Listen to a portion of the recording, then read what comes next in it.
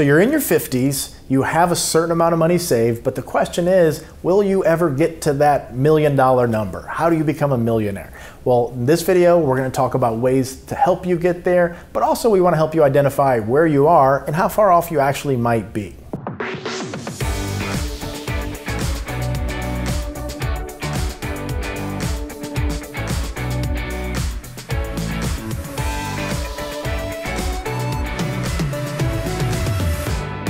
Hi, I'm Troy Sharpe, CEO of Oak Harvest Financial Group, certified financial planner professional, host of the Retirement Income Show, and also a certified tax specialist. So you probably have the big questions. Those are, do I have enough? Can I retire? How long will my money last? And if something happens to me, will my family be okay? You probably also want to pay a lot less in tax.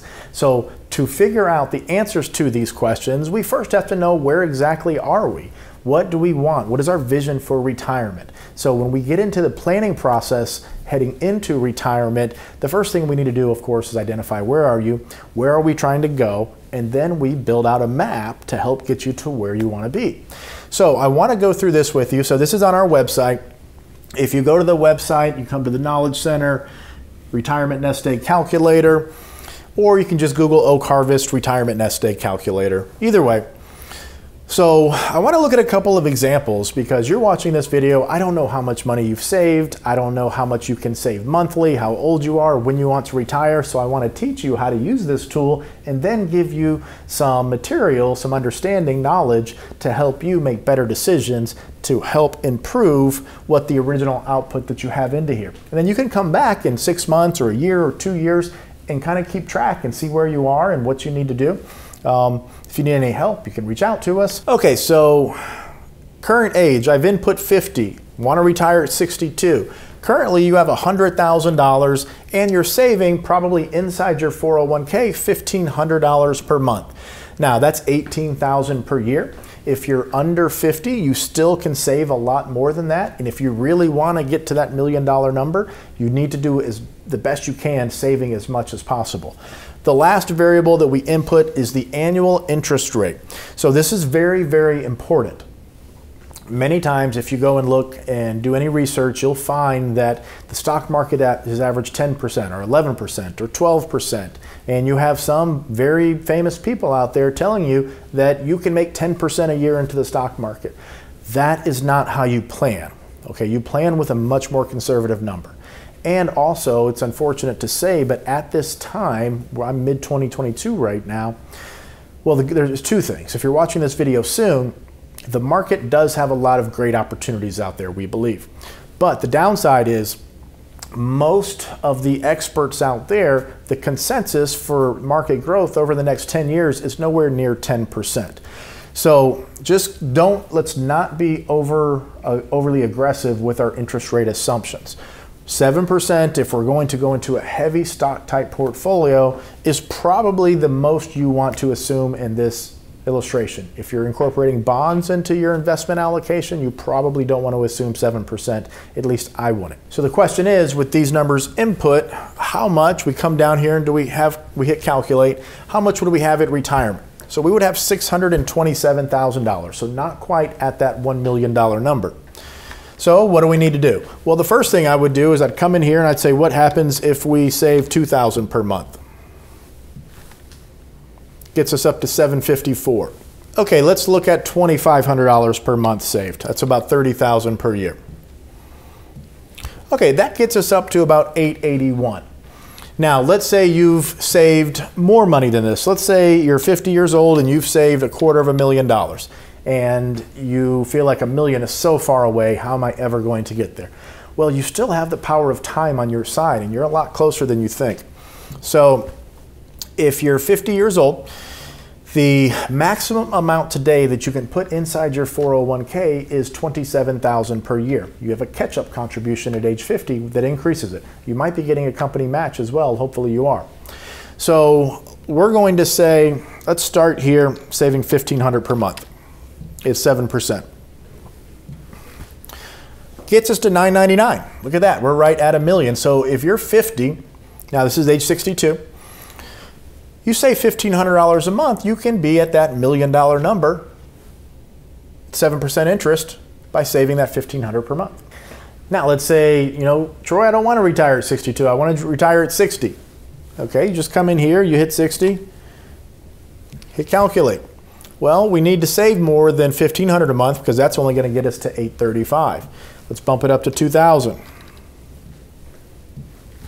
Gets us to $934, so we're almost there. So knowing these numbers, it's important because this lets you know where you are and helps to lay out a path to get you to where you want to be. Now, you also have to have the discipline to execute on that strategy, but if you don't know where you are, you're never going to find out how to get to where you want to go. So why is this important? Well, you need to know where you are in order to identify a path to execute upon to get to where you want to go. So I encourage you, come here, hit the Knowledge Center, go down to the Retirement Nest Egg Calculator, and start to input your particular information. We don't have access to any of the numbers that you input there, so don't worry about us getting your information if that's a concern of yours. It's there for free for the public to use to help you understand a lot more closely where you are. Now, I want to get into some ways to look at this because maybe you don't quite need to get it to $1 million. But if that is a number that you want to hit, now I want to talk also a little bit about things that you can do possibly to help get you there more quickly.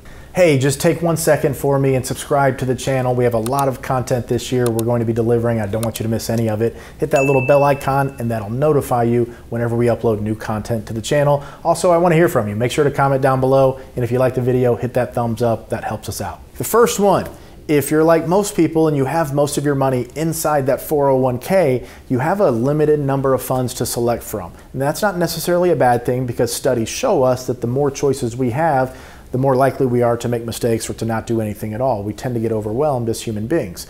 But one thing that I see far too often is that people invest in these target date funds. Now, I'm not going to go into a deep dive here of why they can be good or why they may not be good. I just want you to understand the facts. So here's a very common target date fund. This is the Vanguard Target Retirement 2030 Fund. If you're in a situation where you have 100 or 200 or 300,000 saved and you're really maxing out those retirement accounts and you're trying to achieve some certain number so you can have a certain standard of living when you no longer are working and those paychecks stop, you need to be aware not just of the fund that you're investing in, but what is that fund comprised of? So here we see it's 60% stock, 30% bonds, and 10% cash. These target date funds, as you get closer and closer to that target date, they automatically rebalance to get you out of more aggressive stocks, which give you the potential for much higher returns, into less risky bonds, which most experts think bonds are going to return very, very, very, very small returns. So that means if you're in this target date 2030 fund or any fund similar to it, you're going to have probably 30 to 40% of your money earning next to nothing over the next 10 years. When I say next to nothing, I mean at best, I would say 1, 2, or 3%. So you have to understand your risk tolerance. Your tolerance is essentially your willingness to stay invested in periods of high volatility in the market. If you have 10 years, don't worry about if the market is down now. As a matter of fact, you should be strongly considering putting as much money as possible from your paycheck into the market in periods when the market is down. That's when you'll get your largest returns on that invested capital. Number 2, I want you to consider taxes in this conversation. If you have all of your money inside that tax-infested retirement account versus having it into a tax-free Roth, if you have that available in your 401k, which most of you do at this point, I believe, then you don't necessarily have to save that full $1 million if it's inside the Roth, because when all that money comes out, you won't have to pay taxes on it. Now, that does mean you'll be paying taxes today, so an individual tax analysis of your situation is warranted and a financial plan really to identify what makes the most sense for me. Should I be putting money into the traditional part, getting that pre-tax deduction?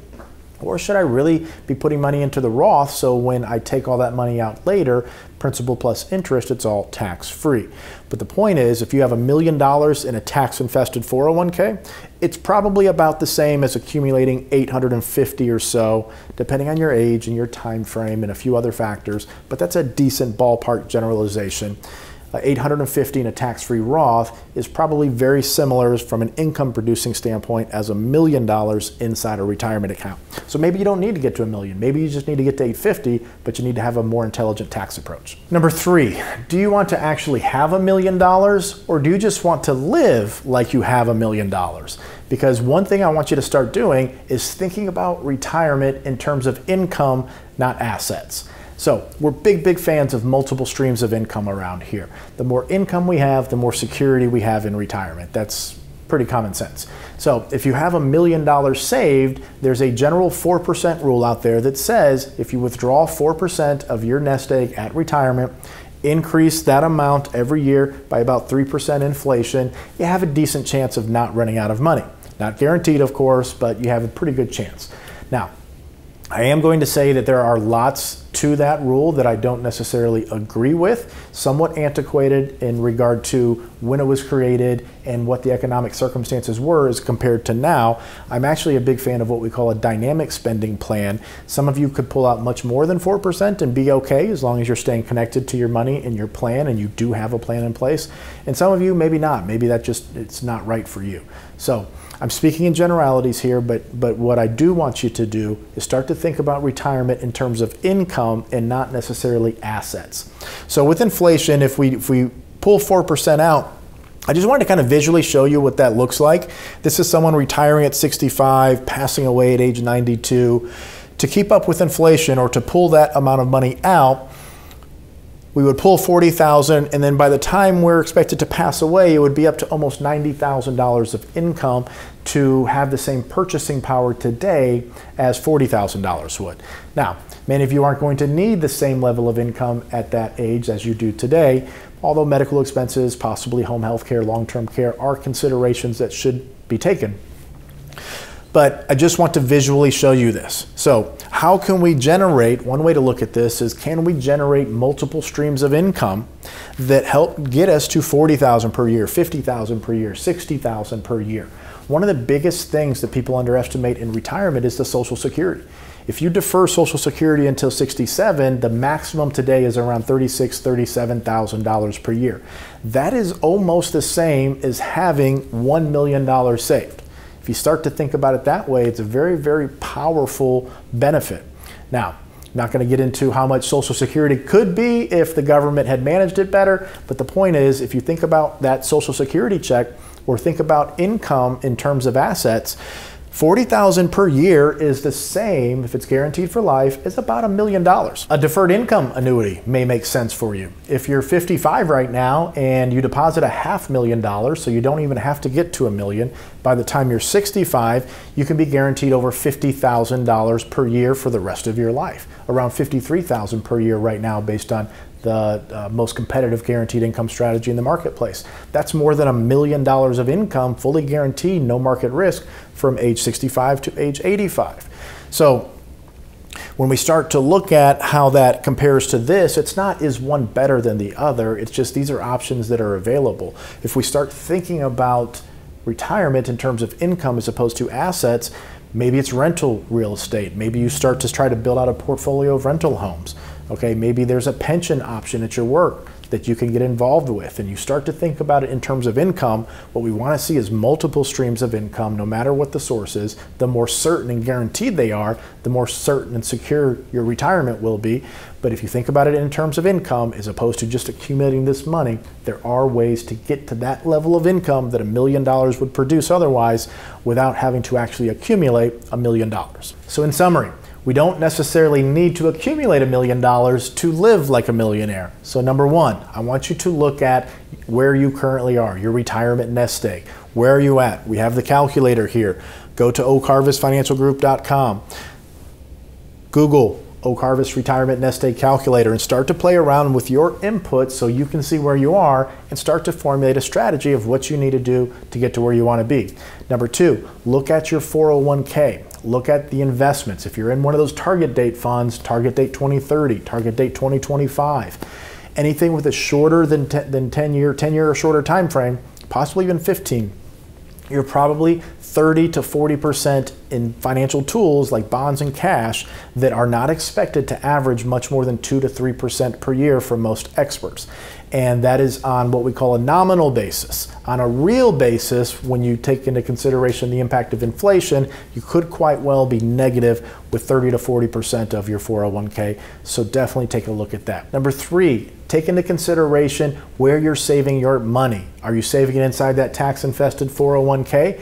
where you get a tax deduction today, but you have to pay income taxes later? Or are you saving it into the tax-free Roth part of your 401k? That means you're paying taxes today, but all of the interest, all of the growth, everything you've put in will always be 100% tax-free forever.